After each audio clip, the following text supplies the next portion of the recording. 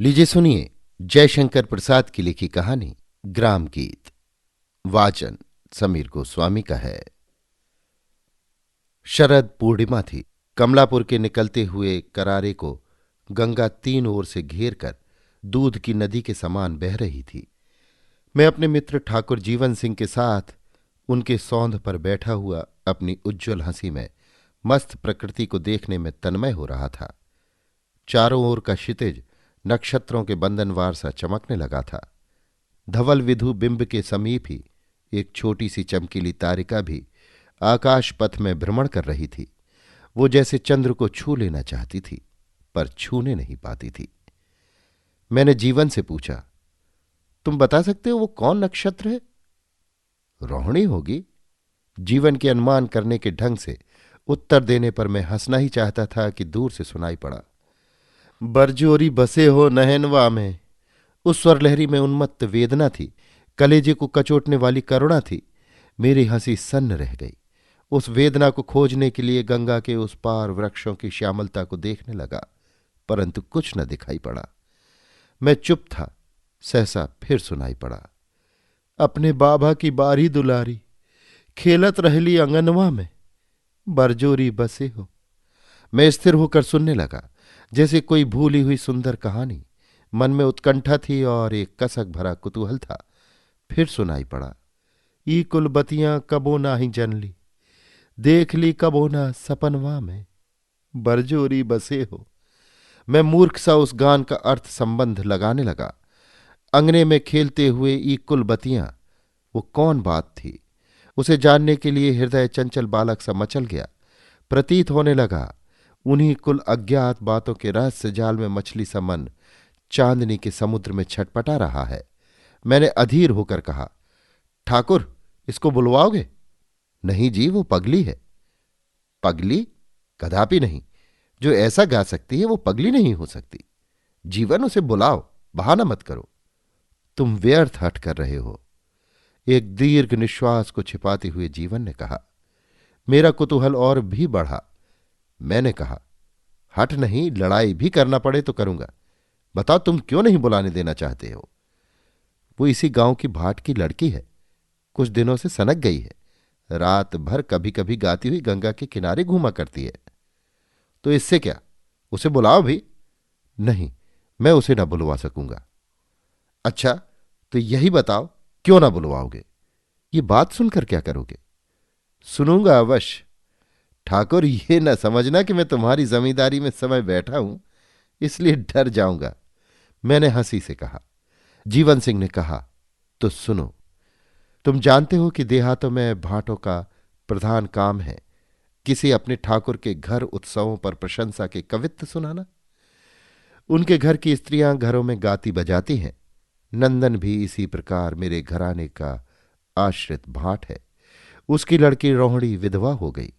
मैंने बीच ही में टोक कर कहा, क्या नाम बताया? जीवन ने कहा, रोहिणी। उसी साल उसका दुरागमन होने वाला था। नंदन लोभी नहीं है। उसे और भाटों के सदृश मांगने में भी संकोच होता है। यहां से थोड़ी दूर पर गंगा किनारे उसकी कुटिया है। वहां वृक्षों का अच्छा झुरमुट है। एक दिन मैं खेत देखकर घोड़े पर आ रहा था। कड़ी धूप थी। मैं नंदन के घर के पास वृक्षों की छाया में ठहर गया। नंदन ने मुझे देखा। कंबल बिछाकर उसने अपनी झोपड़ी में मुझे बिठाया। मैं लू से डरा था। कुछ समय वहीं बिताने का निश्चय किया। जीवन को सफाई देते देखकर मैं हंस पड़ा, परंतु उसकी ओर ध्यान न देकर जीवन ने अपनी कहानी गंभीरता से विच्छिन्न न होने दी। हाँ, तो नंदन ने पुकारा, रोहिणी, एक लोटा जल लिया बेटे। ये तो अपने मालिक हैं, इनसे लज्जा कैसी? रोहिणी आई। वो उसके यौवन का प्रभात था।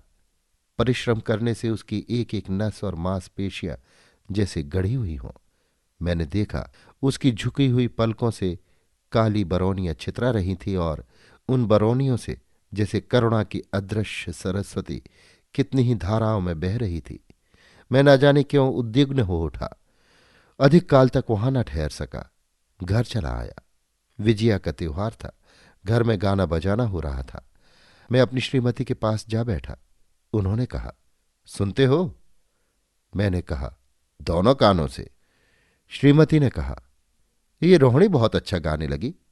और भी एक आश्चर्य की बात है, ये गीत बनाती भी है, गाती भी है। तुम्हारे गांव की लड़कियां तो बड़ी गुणवती है। मैं हूं कहकर उठकर बाहर आने लगा। देखा तो रोहिणी जवारा लिए खड़ी है। मैंने सिर झुका दिया। यव की पतली पतली लंबी धानी पत्तियां मेरे कानों से अटका दी गईं। मैं उसे बिना कुछ दिए बाहर चला आया। पीछे से सुना कि इस धृष्टता पर मेरी माताजी ने उसे बहुत फटकारा। उसी दिन से कोर्ट में उसका आना बंद हुआ। नंदन बड़ा दुखी हुआ। उसने भी आना बंद कर दिया। एक दिन मैंने सुना उसी की सहेलियां उससे मेरे संबंध में हंसी कर रही थीं। वो सहसा अत्यंत उत्तेजित हो उठी और बोली, तो इनमें तुम लोगों का क्या? मैं मरती हूं, प्यार करती हूं उन्हें, तो तुम्हारी बला से। सहेलियों ने कहा, बाप रे, इसकी ढिठाई तो देखो। वो और भी गर्म होती गई। यहां तक उन लोगों ने रोहिणी को छेड़ा कि वो बकने लगी। उसी दिन से उसका बकना बंद न हुआ। अब वो गांव में पगली समझी जाती है।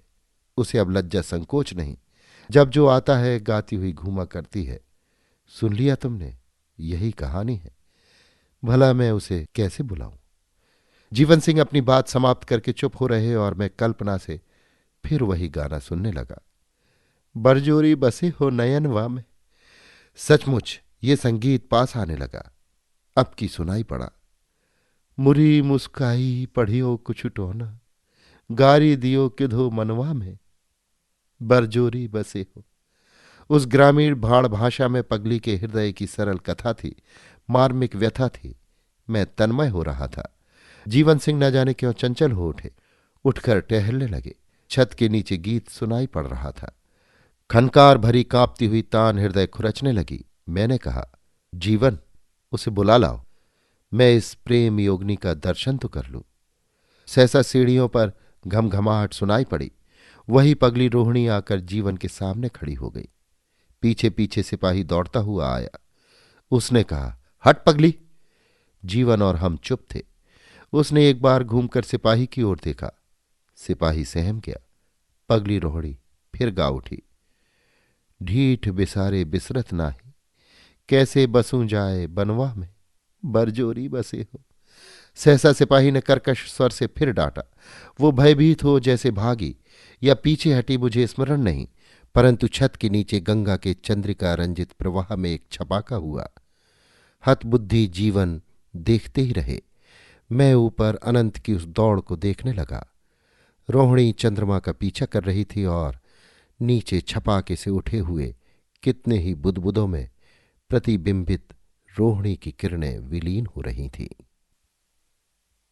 अभी आप सुन रहे थे जयशंकर प्रसाद की लिखी कहानी ग्राम गीत।